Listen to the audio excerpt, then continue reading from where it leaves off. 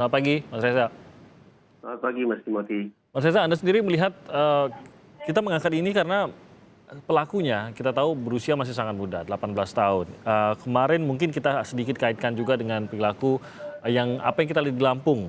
Pada saat itu kan ada penusukan salah satu pemuka agama juga di Lampung yang dilakukan juga oleh anak muda, baru berusia sekitar 22 tahun begitu. Anda sendiri membaca hal seperti ini, apakah bukan keterkaitan antara kasus, tapi mengapa di usia yang begitu muda bisa melakukan perbuatan yang bisa dibilang sangat ekstrim begitu, sangat dalam tanda kutip berani begitu dan tidak rasional begitu berpikirnya. Apa yang Mas Timothy kemukakan justru memunculkan kekhawatiran karena adakah kemungkinan bahwa gangguan kejiwaan atau guncangan mental atau ungkapan-ungkapan jenis lainnya ternyata tidak hanya dialami oleh orang-orang yang katakanlah usianya sudah lanjut, tapi juga jangan-jangan hari ini kita melihat fenomena ketika masalah-masalah psikologis itu juga mulai menyentuh atau mulai diderita oleh mereka-mereka yang usianya masih sangat-sangat muda. Pertanyaan ini sesungguhnya secara generik sudah terjawab lewat ungkapan vivere pericoloso, bahwa semakin belia seseorang maka perilaku menyerempet bahayanya semakin tinggi. Kenapa? Karena kita bicara umum ya, kita tidak bicara dalam konteks gangguan jiwa ini. Secara umum ada kebutuhan untuk membangun sebuah jati diri atau identitas.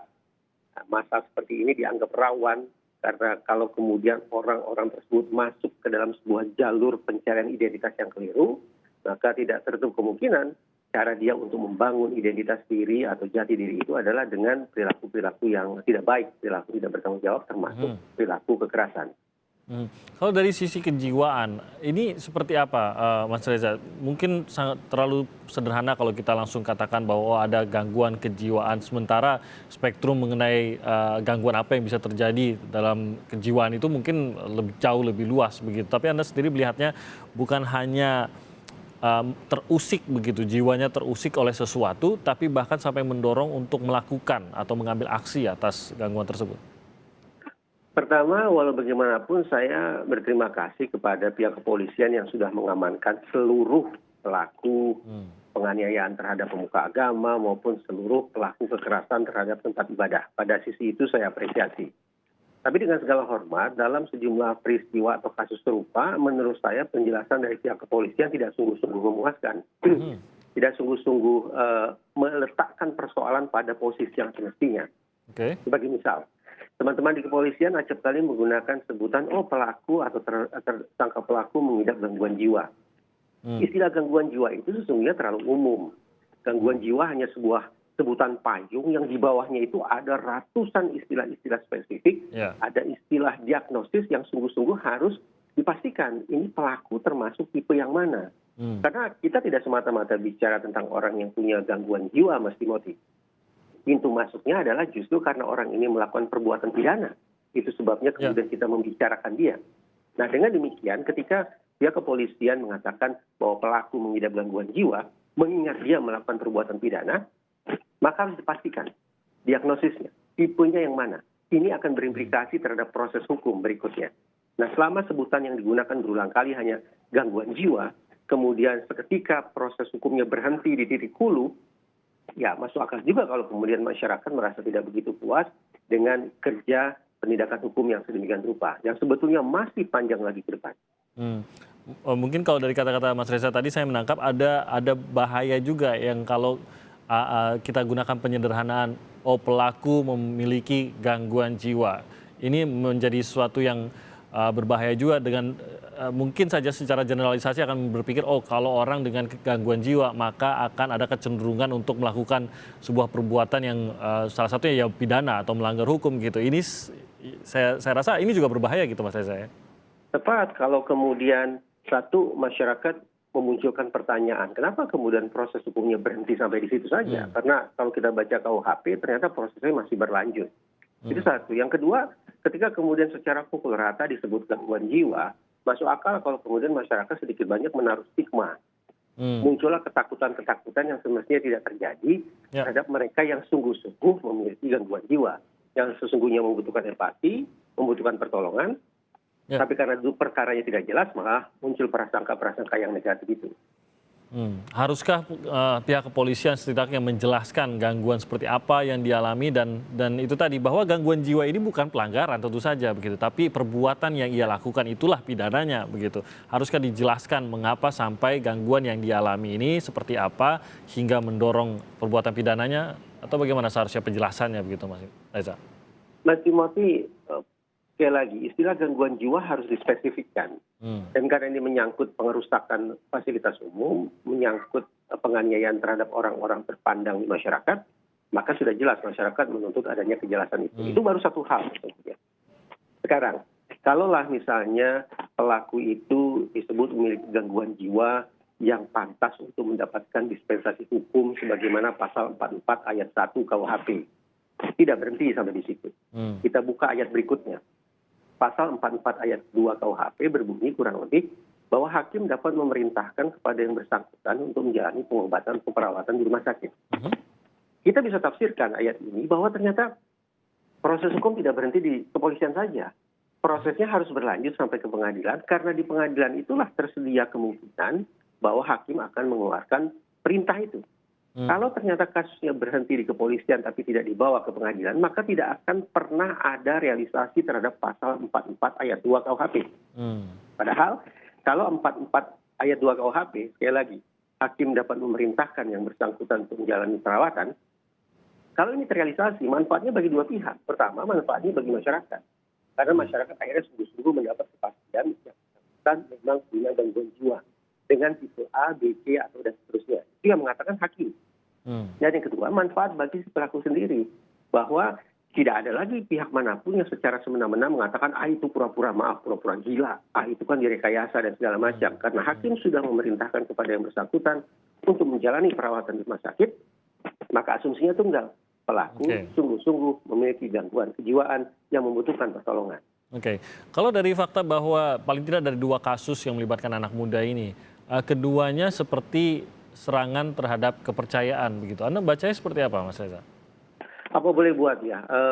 Memang menjadi, jangan salah tafsir, menjadi terlalu sedikit, tanda petik terlalu sedikit kalau kita buat simpulan. Kita masih membutuhkan peristiwa-peristiwa lebih banyak lagi untuk meyakinkan kita apakah ini sungguh-sungguh penyerangan terhadap kelompok tertentu, ataukah sebuah perilaku acak, ataukah ini terencana, ataukah ini spontan, atau apakah ini individual, apakah ini melibatkan kelompok. Dari hitung-hitungan angka semata, kita masih membutuhkan adanya peristiwa-peristiwa lanjutan. Bukan berarti saya menginginkan peristiwa Ya, lagi. tentu saja. Tapi mungkin bisa melihat ke belakang juga peristiwa-peristiwa lain yang mungkin kurang terekspos atau kita belum tahu. Memang. Tahun 2018 juga kan beruntun peristiwa semacam ini terjadi.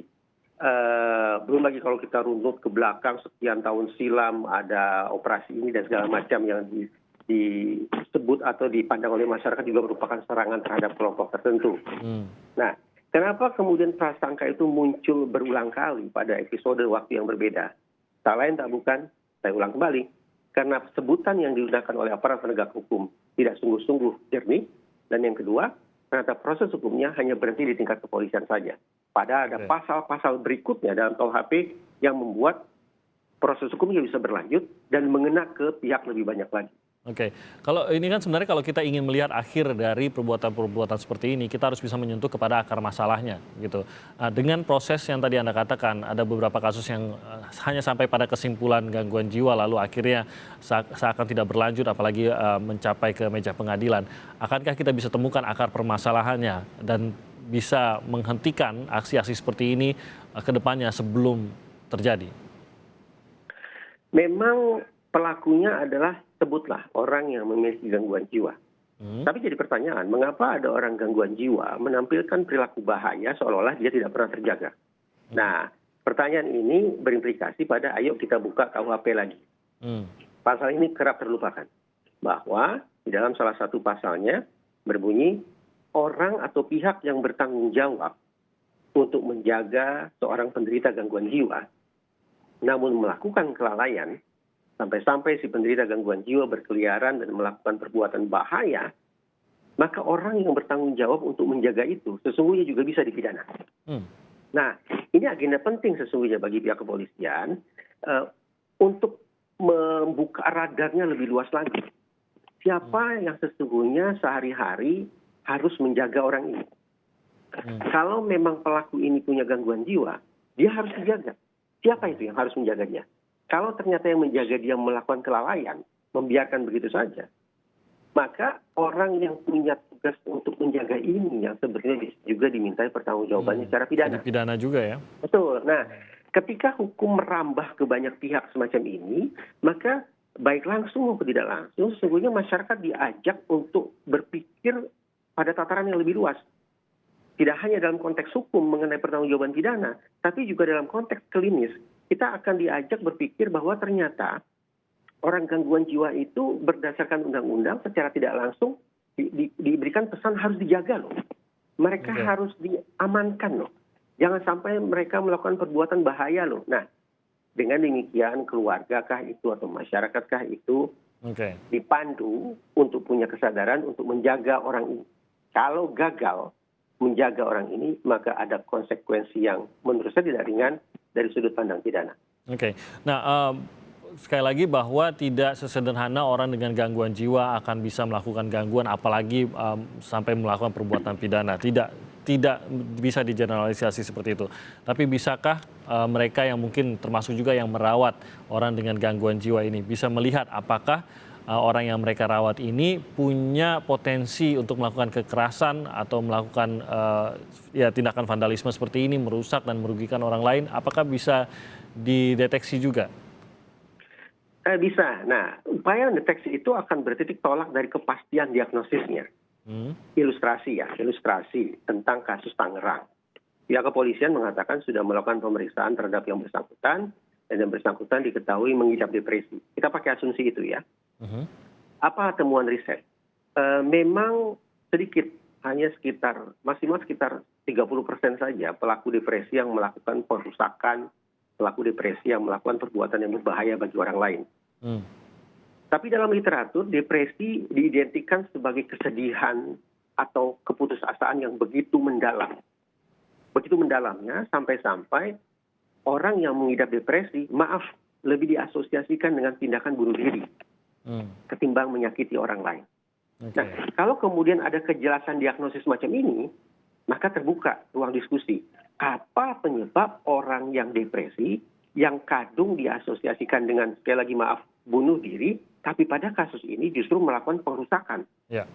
Melakukan perbuatan agresif dengan kalimat-kalimat yang begitu eksplisit gitu. Nah, ini kan harus dicari tahu penyebabnya.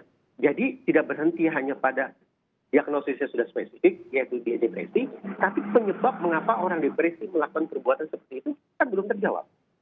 Nah, ini yang juga harus ditelusuri oleh pihak penegak hukum untuk kepentingan si pelaku, untuk kepentingan keluarga si pelaku, dan juga untuk kepentingan masyarakat. Baik, Mas Reza, tentu saja kita berharap kejadian seperti ini tidak terulang lagi. Namun tentu saja mungkin melihat ke belakangnya kita perlu mempelajari juga untuk mencari sumber masalahnya agar tidak lagi terjadi di Indonesia. Mas Reza Indragiri, terima kasih banyak atas waktunya pagi hari ini dan juga sudah menganalisa beberapa kasus tadi.